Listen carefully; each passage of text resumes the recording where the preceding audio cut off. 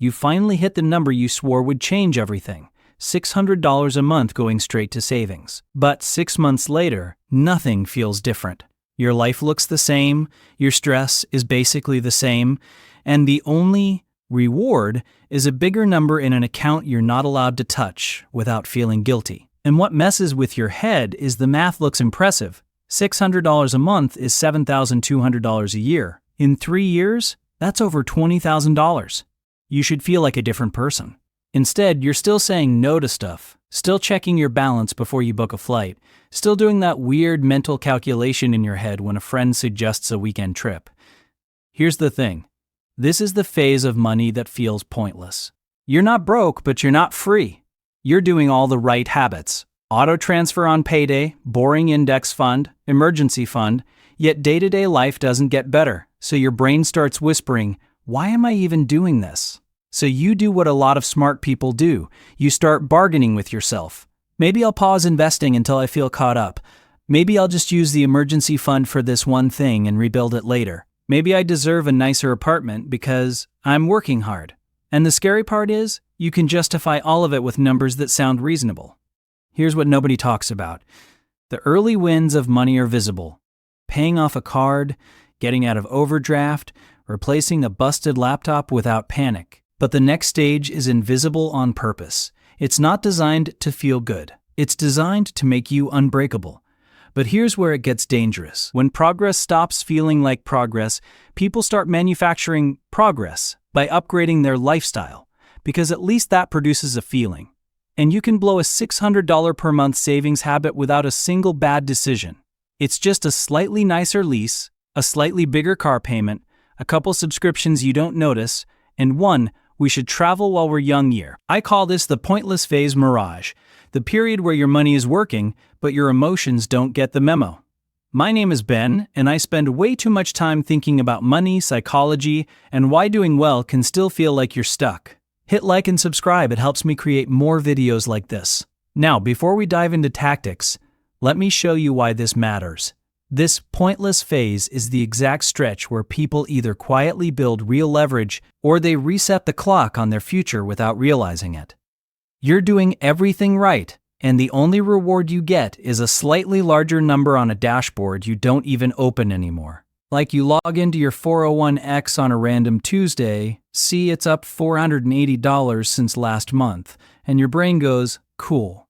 Not excited, not relieved, just numb. Because $480 doesn't change your Thursday. Or you get your annual raise, say it's 4%, and after taxes, your paycheck is up about $110 every 2 weeks. And instead of feeling richer, you immediately notice the rent renewal is up $95, your car insurance is up $18, and your streaming apps quietly became $67 a month because you added no ads versions one by one.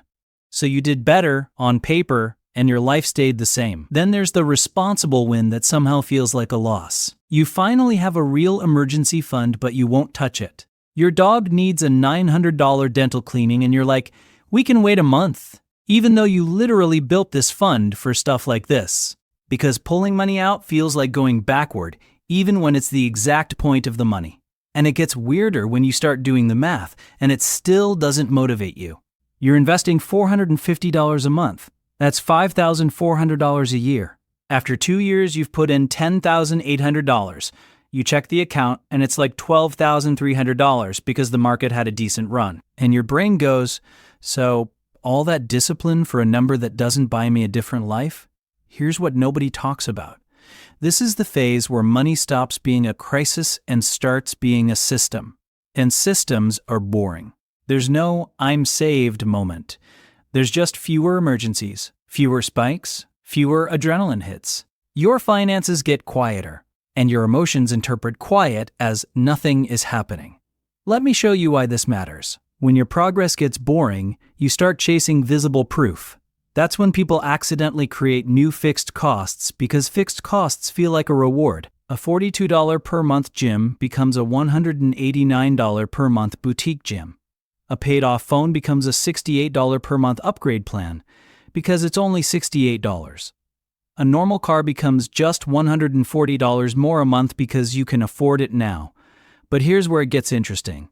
The pointless phase is when the timeline bends. The first thing that changes is your margin, your ability to absorb hits without your life exploding.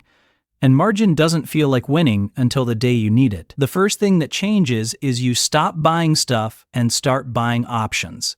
The option to quit a bad job without panic, the option to say no to a sketchy loan, the option to handle a $1,700 surprise without calling 3 people and rearranging your entire month.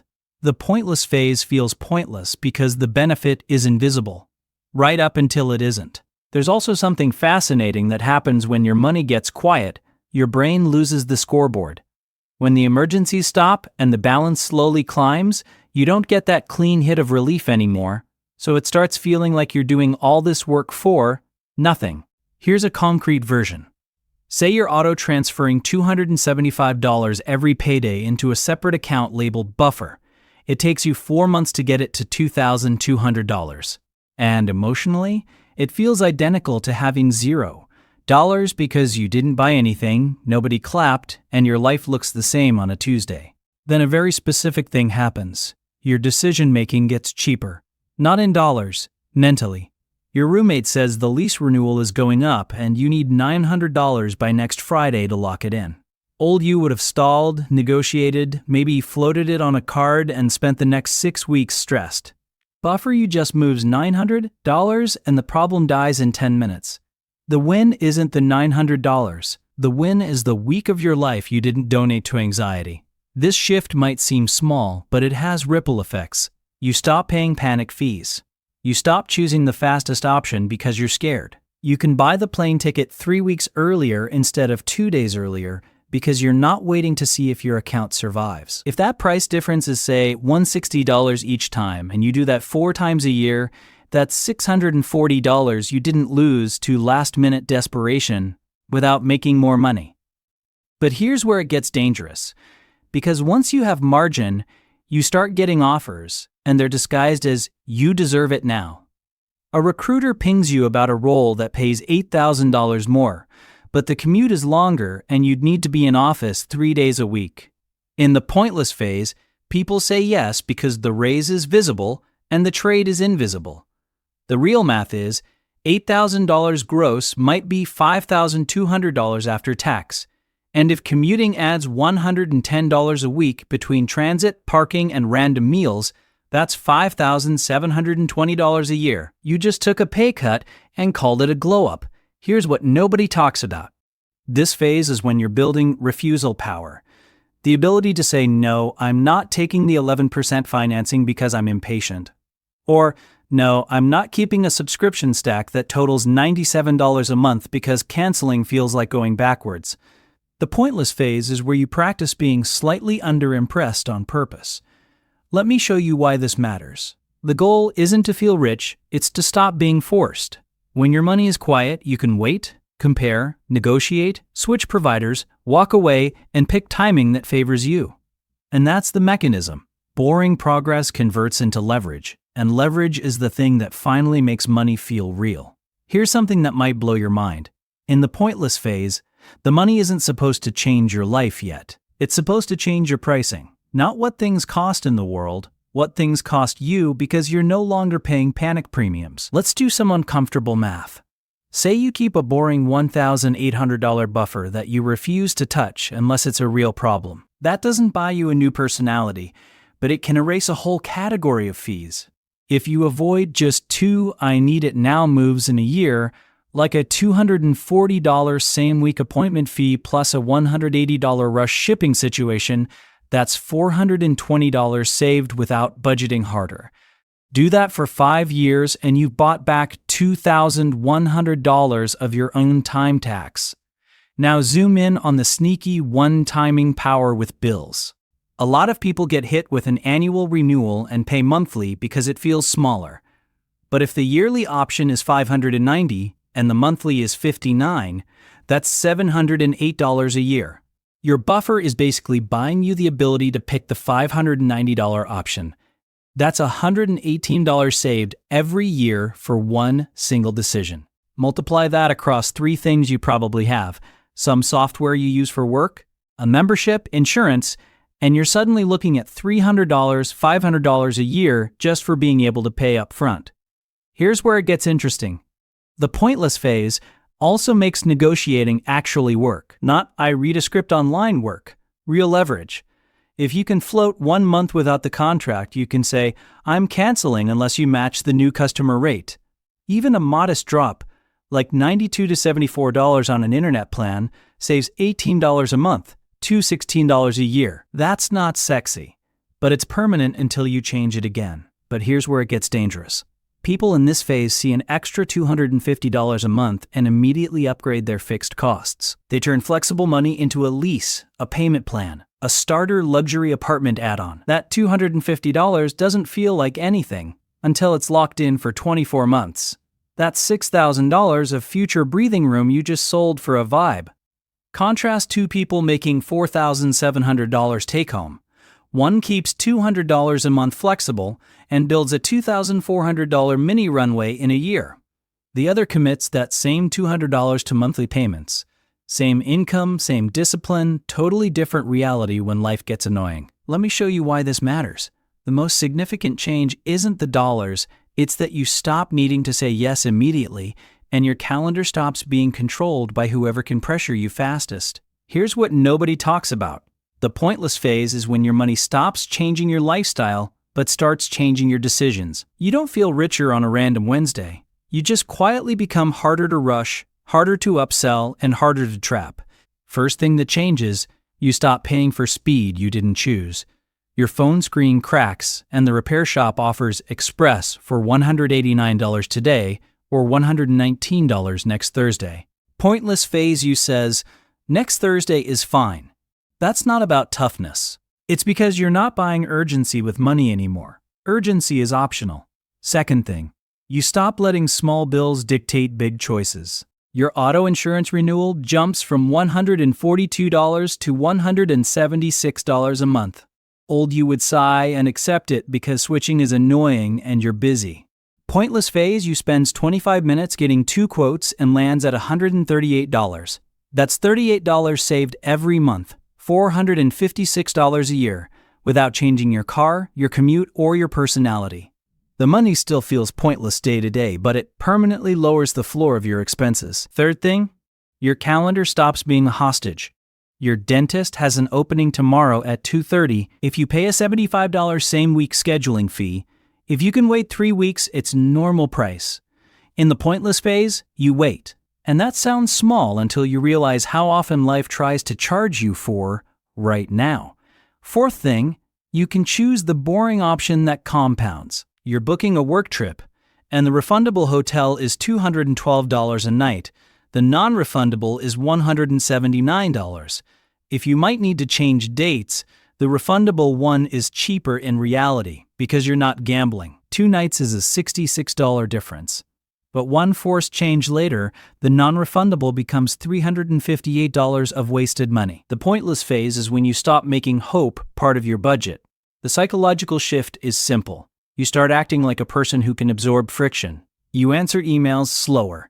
You read the fine print. You say, I'll get back to you tomorrow, and you mean it. Most people think this is about being calm. They're wrong. It's about having enough margin that you don't have to convert every inconvenience into a financial emergency. And the capability factor is real. You start running small experiments. You try a different bank, cancel 2 subscriptions, test a cheaper phone plan for 1 month because failure won't wreck you. That's how competence builds. Low stakes reps. But let's address the elephant in the room. This phase still feels underwhelming. You're doing all this work and the reward isn't a new life, it's fewer traps. And that's exactly why people quit right here. So how do you actually get through this phase without quitting? The objection is real. It feels like you're grinding for a bunch of tiny wins that nobody claps for. The good news is, the pointless phase isn't save until you're rich. It's save until you stop being forced into dumb choices. That target is way smaller than people think. Here's what nobody talks about. You don't need a perfect budget. You need a friction fund that's designed for boring problems. Timing gaps, non-refundable fees, deposits, copays, and the random pay it today or it gets more expensive stuff. Your first goal is not 6 months of expenses. Your first goal is a clean $600 that you promise not to touch for anything except preventing a penalty. The key is to pick one category of friction you keep paying for and build a wall around it. If your life keeps hitting you with scheduling penalties and last-minute fixes, your wall is cash on hand. If your life hits you with annual bills, your wall is a sinking fund. Don't do 10 walls. Do one. Start concrete. Open a separate account and name it Friction. Set an auto transfer for $25 every Monday. Then do one annoying audit. Pull the last 60 days of transactions and highlight every fee, rush charge, interest charge, or oops subscription. Not the purchases, the penalties. Those are your leaks. But here's where it gets dangerous. Most people try to fund the Friction account by being good next month. That's a fantasy. Fund it by canceling painlessly, not by suffering. Example, you find 3 quiet leaks, $14.9 for a tool you used once, $9.99 for an old streaming add-on, and a $12 device protection plan on a tablet you don't even carry. That's $36.97 a month. Let me show you why this matters. $36.97 a month is about $8.50 a week. Combine that with the $25 Monday transfer and you're at roughly $33.50 a week. In 18 weeks, you're sitting on about $600. Not magic, just math and consistency. The first $600 is the hardest because you're still living in one surprise ruins me territory. But once you hit it, you stop rating your checking account for every little hit and your whole system gets calmer. The next milestone is $1,500 because that's where deposits and timing gaps stop controlling your calendar. At the same $33.45 a week, that's roughly 45 weeks total from zero less if you redirect one more leak or sell one unused item and drop $120 into the fund. Realistically, it's not effortless. You'll have weeks where the transfer bounces and you feel dumb. Fix it and keep going. The difference usually comes down to one factor, whether you automate the win before your willpower wakes up and negotiates it away.